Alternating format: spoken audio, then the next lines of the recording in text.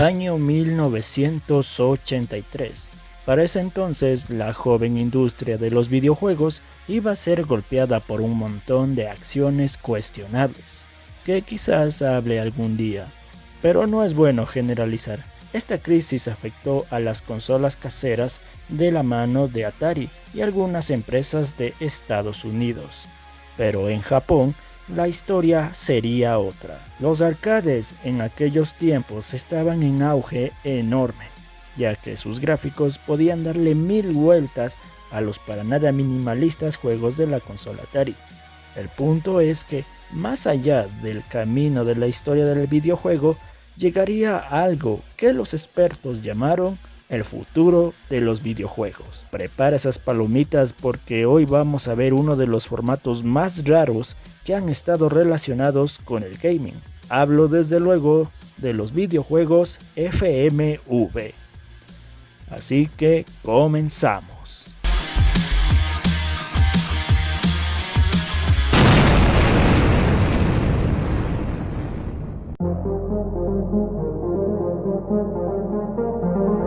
Hagamos un pequeño retroceso en la historia. 1978 sería el año donde Pioneer daría a conocer al formato Laserdisc. Este es conocido como sistema de video disco reflexivo, no específicamente elaborado para videojuegos. Su principal uso fue para las películas. Como dato curioso, la primera película en este formato sería Tiburón.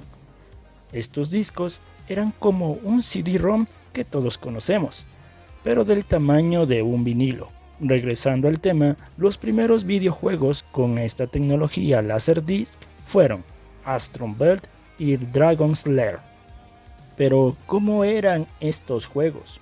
¿Qué los hacía llamativos en su época? A diferencia de los títulos convencionales, que eran hechos a base de sprites o imágenes digitales, estos eran cinemáticas 100% interactivas, en donde tenías que oprimir el botón cuando dice la pantalla, o sea, un Quick Time Event a toda regla. En las arcades eran más común ver juegos basados de franquicias animadas o anime, como en el caso de Cliffhanger, de la serie Lupin. Pues bien, estos juegos tenían un cierto encanto, como Dragon's Lair, pero vamos con la que inició la moda. Astron Belt, si bien puede engañar a primera vista, más porque la nave que controlamos está hecha por medio de un sprite, es que es todo lo que hay en pantalla es un clásico matamarcianos, con el toque de shooter sobre raíles. Y como puedes ver, todo tiene una vibra a lo Star Wars, incluso sus efectos especiales. A lo que va el juego es de acabar con todas las naves hasta llegar a la más grande, o sea, el jefe final.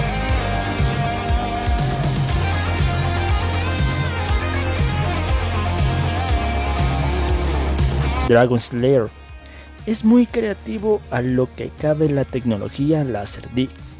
Es prácticamente una película animada que va de evadir todas las trampas, monstruos, fantasmas, unos jefes finales y una que otra edificación defectuosa. Dependiendo de qué tan rápido seamos al reaccionar, no caeremos en las trampas de las mazmorras o de los monstruos en sí, porque cada pérdida te lleva a una secuencia animada donde se pusieron muy creativos.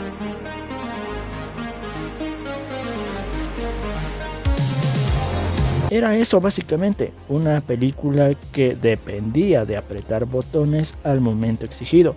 Algunos juegos podían ser vistosos e interesantes como Cliffhanger, pero la gente empezó a sentir una especie de desconformidad. Lo que lo juega en su contra es que es muy repetitivo. Algunas salas de arcade estaban empezando a perder relevancia debido al precio de la ficha, que serían unos 50 centavos de la época. También su tecnología no es que haya sido barata, así que en 1985 todos los juegos Laserdisc planeados empezaron a ser cancelados, pese que habían anunciado muchos más. Eso es lo que pasó en las arcades, pero ¿qué pasaba con las consolas? Recordemos que estas fueron responsables de cierta manera del resurgimiento del videojuego.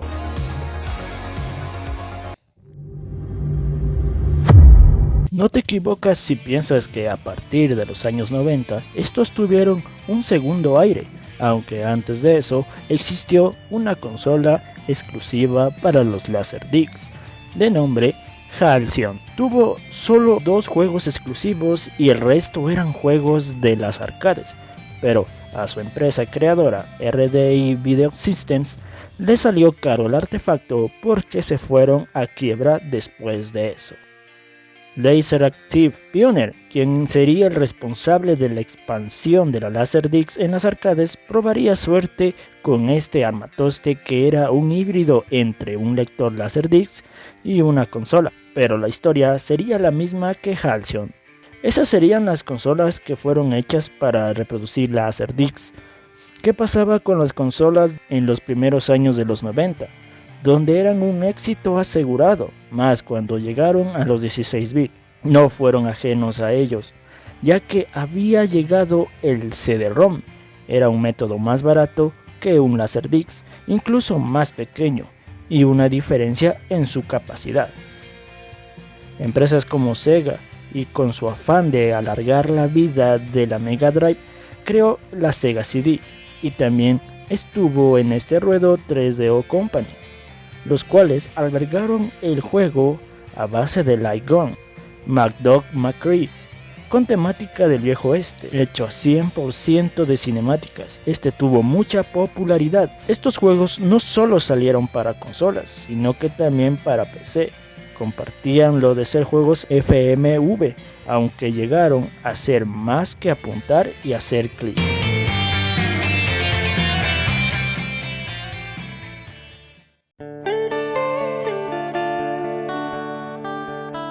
Phantasmagoria tuvo una conversión a la Sega Saturn. Para la época fue muy criticado por su contenido gore. También era muy explícito en algunos temas. Un juego de terror con resolución de puzzles. Tiene el mérito de ser uno de los primeros juegos de PC en formato de disco compacto, y también contó con una conversión a la consola CDI.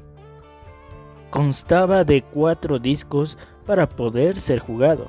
Se lo tomaba más como un juego policíaco educativo de apuntar y hacer clic. Así fue como los juegos FMV empezaron a ganar su segundo aire. Y si te diste cuenta que a partir de la llegada del CD-ROM y su público objetivo se volvieran los usuarios de PC, estos empezaron a ganar algo de complejidad narrativa y a nivel jugable. Pero aún así perderían más relevancia, por un motivo llamado Night Trap. Trataba de un agente que defendía a unas chicas en una pijamada de unos malvados vampiros.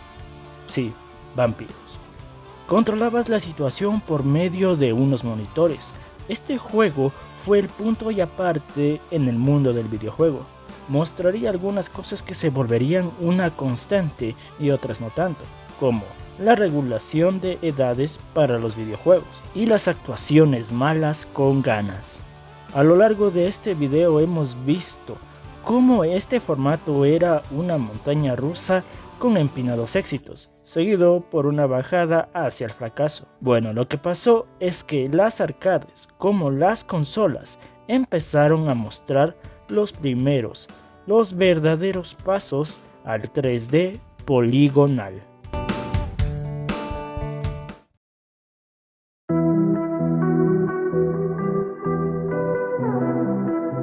Hay que darle crédito a los que decían que sería el futuro de los videojuegos, pues tuvieron razón a medias. Con el lanzamiento de la PlayStation, este se popularizó. Ya no serían el juego en sí, sino que pasaría a ser una secuencia, algo que ayudaría a presentar a un juego, darle contexto de la forma más épica posible. Por medio del CGI, también podría ser animado o estilo anime. O cómo olvidar los cuts de personas reales. Hay muchos ejemplos, pero tampoco es que la PlayStation original fuera ajena a los juegos puramente FMV. Por nombrar algunos estaría Fox Gone y Alive.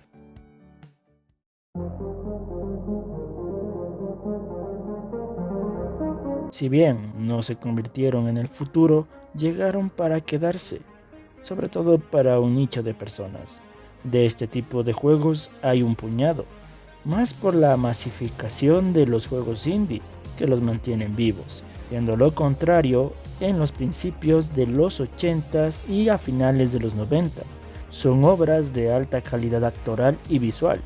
Y para corroborar esto, los mismos títulos clásicos, sea Night Trap o Dragon Slayer, aún se venden en las PCs de alta gama y consolas de nueva generación. Se relanzan por motivos coleccionistas o de aniversario.